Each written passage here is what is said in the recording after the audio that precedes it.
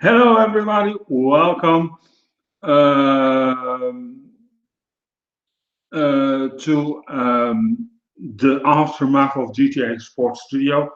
Welcome to our show. My name is JJ Abbink. I'm reporting for JJA Sport Studio. Welcome to our show. I'm a little bit off topic. I'll be honest. I'm still preparing. I got some good. I just came in. It's been for me a very hectic weekend. And being that said, I watched actually Stomping Ground on the road. And that's a long story. I'm not going into that as part private. So I'm a professional and I keep my private from my work, people. I hope you understand. I just have to get quickly the results in. Um, so if you bear with me, talking about Stomping Ground, the thing is, I think, if I'm being honest, WWE missed a lot of opportunities here. They really, it felt like WWE was like, yeah, it didn't show come up to the potential as they could. Um, and I have to just quickly make some changes, people, before everything goes wrongfully. So I'm still here. Yeah, that's a little bit better because I was lacking it. So, but as I said, a lot of opportunities missed with this pay per view. You could get a lot more out of it. Um, there were some rumors going. There was rumors Sasha Banks would come back. Not happened. Forbes was, I think, it was stating that. Um, so that did not happen. Um, no Bray Wyatt. When is he going to show up? Uh, you could get so much more out of this. And it's a B pay per view, I'm aware of that. So, and mostly, and that's why I was suspecting actually these people to show up because it's always a building up pay per view towards SummerSlam, right? Okay. As I said, missed opportunity. Typical WWE again. All right. Well, let's go to matches. There was no kickoff show match announced. So, and then suddenly the cruiserweight was put in there. I actually was suspecting that. Um, Drew Gulak is the new cruiserweight champion of the WWE. He defeated Tony Nese and Akira Tozawa. People, I'll be honest, it was a match. And that's the thing, right? And it's not that I'm shitting down on 205 Live. I'm not. Um, it's just that, yeah, how do I phrase this? It's more that I have something um, more of. Um,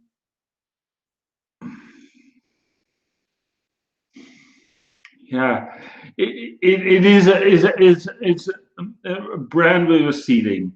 The title is always a kickoff show match. You never come on the main show. And I think that's ridiculous. Those wrestlers there, they don't have any, never going to main event the pay per view. They'll always be in a kickoff show if they get a title match. And if they don't even get a pay per view match. And it's ridiculous. And I think the show, what they do with it, I think they should remove it and let these guys go on to the main, to Raw or SmackDown. Again, less content, maybe a little bit better with lack of quality. Uh, you know what I mean? You can still keep the cruiserweight title going. Put it on Raw or SmackDown. As an extra feature, and maybe instead of have and then let the universe of the what is called United States title merge with the intercontinental title. So in that way, you get it solved. Then we start off the pay-per-view with the WWE Raw Women's Championship match. Becky Lynch versus Lacey Evans. When I was watching this, it felt like the match was really rushed. It felt, we have to get it over, get it done, give the victory to Becky, and it didn't tell much story. It was just there. Okay, Becky wins. Thank you very much. Take care. We'll move on. That's a shame because the kickoff of first match always sets the mood of the night, and that is already a wrong thing to do in this way to rush the first match. Not a good way to do it, WWE. And now see that we are a half hour earlier, you could get actually more out of this match. And I know Lacey Evans is suddenly booked as this really main event woman, while she didn't even. Her first match was a title match. And I think she's not there yet. There's something, yeah. Anyway, it's just ridiculous, people. If I don't respond on the live chat, it's because I don't have my YouTube app open, so I can't see the chat. But I'll hang on there. After I've gone through the results, I will reply to Ward's chat. I will look a little bit forward and answer your questions. So hang on there, all right? Kevin Owens and Sami Zayn defeated the New Day. It stands on our website, Kevin Owens. I will edit that quickly when I'm done here tonight. It was okay, you know what I mean? And I think is this some sort of build-up that they are tired of Kofi, that they're standing now alone with his own? Can easily be. Can it be that they're building up something towards and Kofi? Yeah, I've heard that he's going to Extreme Rules again against Dolph Ziggler, some sort of match, probably because, and it's a gimmick match, so that probably will be the end of the feud, and let the New Day have a triple threat match for the WWE title on something like that. I would like to see that.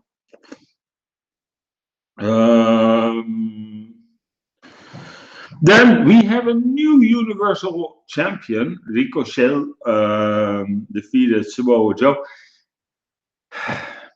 You know, it's like they're thrown around with this Universal title. Rey Mysterio won it. Then he had to relinquish due to injury. He was injured on the match. Samoa Joe got back, lost it again. This is, I think, I'm so, you know, Samoa Joe deserves better. With his whole career and what he stands for, even outside WWE, I think they're taking the mickey out of him. He's so very booked. He was a title holder while he's actually been booked as a jobber, and he so deserves so much more. You can get so much more out of this guy. He's a great heel. You know what I mean? And that's also my point in WWE today. The heels are so poorly booked. We don't have any more strong heels. And I think Samoa Joe could be that one, but he's so poorly booked. I don't know what they're doing. I mean, has he ever won a match on pay-per-view since he came to the main roster? I can't remember. Sorry, I said so.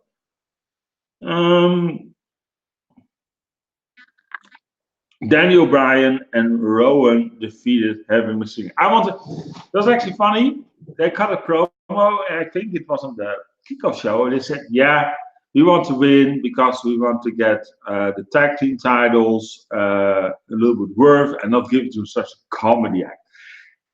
I actually said that on the prediction video. If you don't believe me, just go check. It's up there.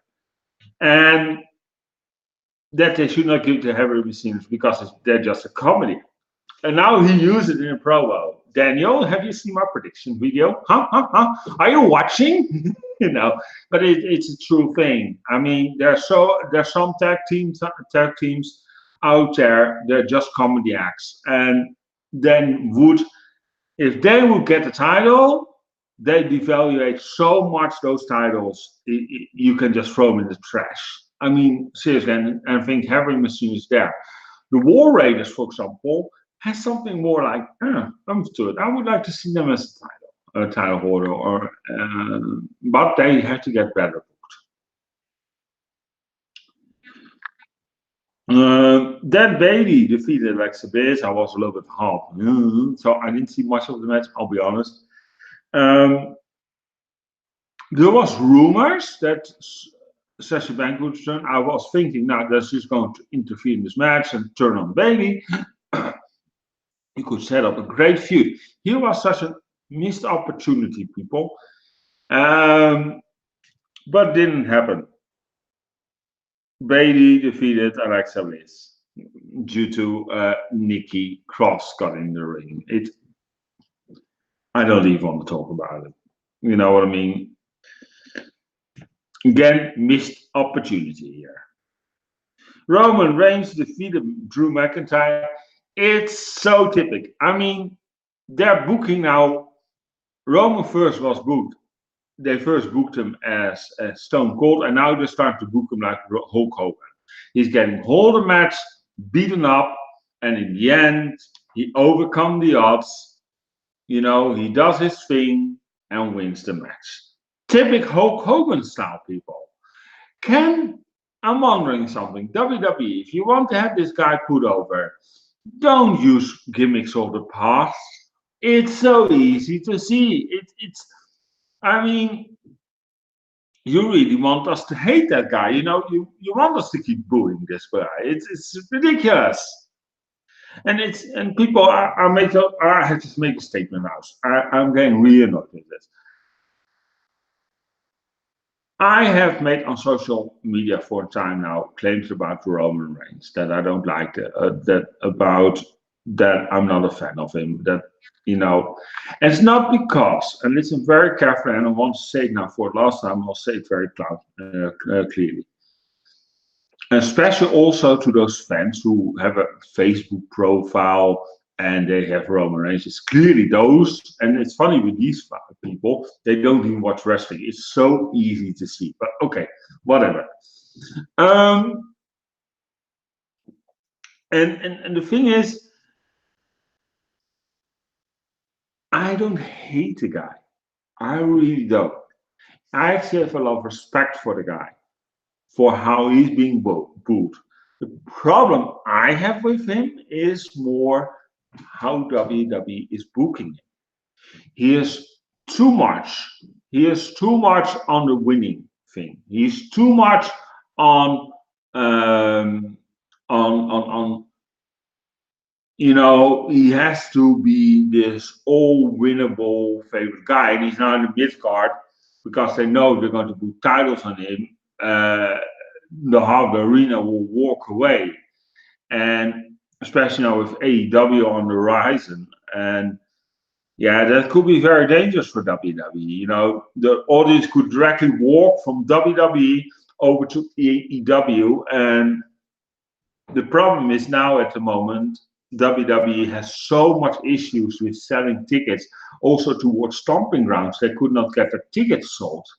I mean, you could get the lower deck prices for what you normally low seat prices, you know, in the lowest seat, so close to the ring, for the prices on the top, what you normally pay for the top of the arena. They're not getting rid of the tickets, and that's the problem. And yeah, if you see how much opportunity you miss, you have so much talent in the backwards. You don't use them. You don't let them get into these events. Build something up. They're not building up proper storylines. What can be used actually to build something up, and that people can get interested. You know what I mean? To watch such events. They don't care about the pay-per-views anymore. It's so easy to see. It's so, yeah. All right, then the WWE Championship match. Kofi Kingston, he defeated Dolph Ziggler. Dolph Ziggler is, I don't know what he actually is. He is has something been hiatus.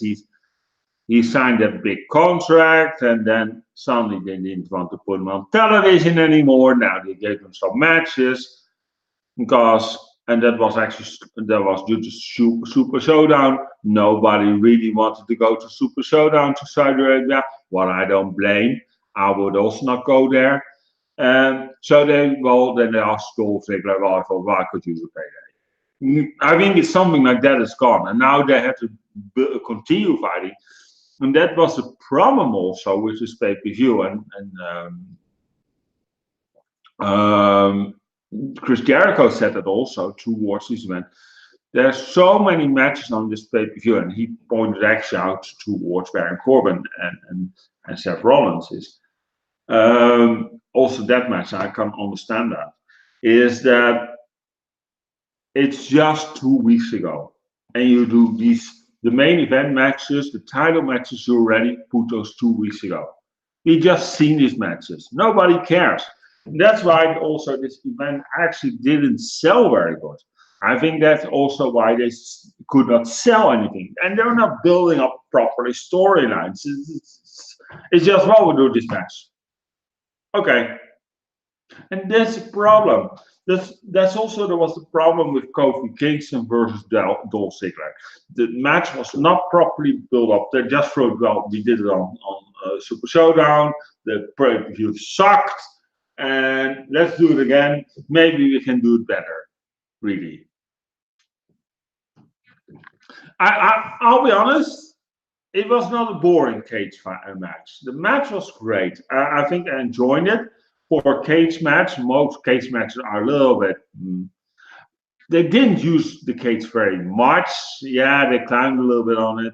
And then the thing is, yeah, I'm coming from the heart. I liked a lot the attitude there that you may know. So I like to see blood, that they, rip their face over the cage and everything. All fine. But this is just getting ridiculous. They don't even almost touch the cage as a weapon. Yeah, they climb a little bit, as I said, or they go through the door, and that's it. They would hang out the door. I say. And that's also the same for Hell in a Cell. If you're not going to use properly, why do it? If someone's also getting probably a pay-per-view again also, well, they don't even use it. Okay. And then the WWE Universal Championship match. And who was the referee? I was actually suspecting, what is his name? Bray Wyatt, because he did those promos. He has to get somewhere out of it. Again, missed opportunity. No, who do we get? Lacey Evans. And why? Because he's feuding with Seth Rollins' girlfriend. I notice on social media a lot of people, most people do know they're dating, but there's some degree that don't. So there's something, what's he doing there? And a woman, yeah, smart, he can't hit a woman because he threatened. So in that way, it was a little bit smart, but they didn't get the full potential out of it. That Brock Lesnar would not cash it. That was easy. It was a B pay-per-view. Brock's not going to beat to these B pay-per-views. Then they're now also getting real proper money out of it. So he's not going to show up, people. He's first going to show up again at SummerSlam. I can tell you that. So don't start to talk about maybe he will cash in. No, he won't. He will not cash it in on Raw or SmackDown. Wait till SummerSlam. You're just being bought, trying to make it exciting. Well, he's not going to be there, people. It's clearly. If you know how, if you've seen when Brock was doing matches, when he was the champ, he was always with the big four. It's going to be also like this again. He's not going to be on the small pay-per-views. Forget about it. Don't start writing things. He's going to be that one. No, he's not. Just use your mind a little bit. You know what I mean? Think a little bit. No, you have to think. Use it. Anyway, finally, it first went to a no count out, and then finally no DQ match, and then Becky Lynch interfered. She beat the crap out of Lacey Evans. Then new ref came in, and ta-da! Seth Rollins won the match. How predictable. So, if we're now looking back on this pay-per-view, there were some good matches. I think I enjoyed Daniel Bryan and Rowan versus Heavy Machinery. It was great. Daniel Bryan got a major pop because it was in Washington State, his home state. It was funny. Heavy Machinery was booed and Daniel Bryan was cheered, while Daniel Bryan was actually the heel in this match. That was a good match. I think I enjoyed the steel cage match. It told something, but the cage was not really involved. And otherwise, these matches could take place on Raw or SmackDown. They didn't tell anything extra as they used to be. And I keep stating that, people, nowadays the pay-per-views don't bring any worth because they're not bringing any more than $60 extra per buy-in. You just pay $9.99. They already have your money. They can do whatever you want, and you get screwed over. It's just a normal episode of Raw or SmackDown what you're watching. Nothing else. Anyway, this was my review of Stomping Ground. If you want to give me a number between 1 and 10, I will give it a 6. And that's because there was some good wrestling, but mostly it sucked. And it was better than Super Showdown because that got a fat 0 with me. Fail, utterly crap.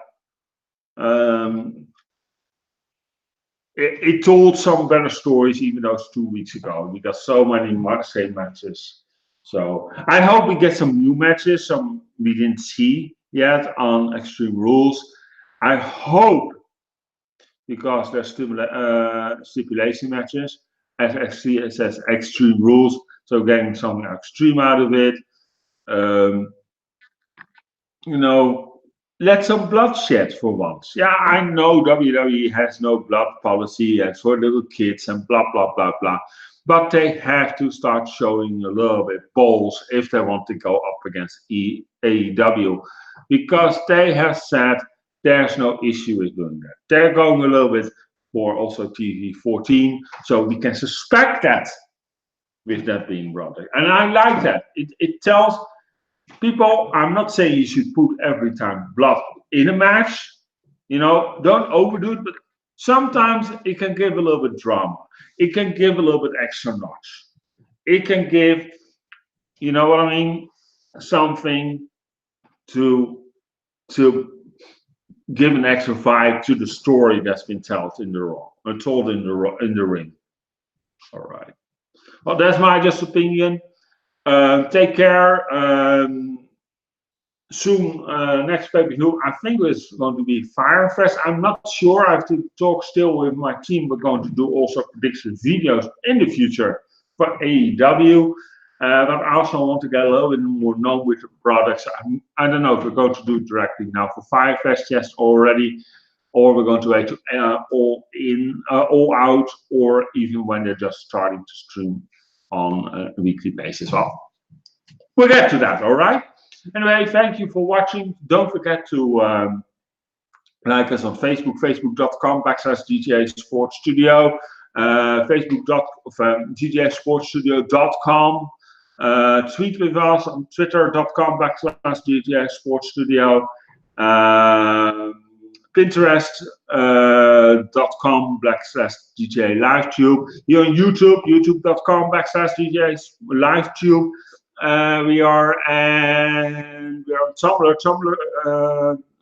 JJA Sport Studio.tumblr.com. We just released the 5,000 posts since we started there. Thank you, Tumblr, for the heads up, and thank you for all the people who are interacting there. We are really starting off there to be a big hit, as we are already on Facebook. Tumblr is lane number 2 at the moment of best social media platform we're using. vk.com/JJA Sport Studio. Check us out also there. We're also there. If you're from Russia or China, you can reach us there. Anyway, take care, my friends. Thank you for tuning in. My name is JJ Abbink, and see you soon. Okay, bye.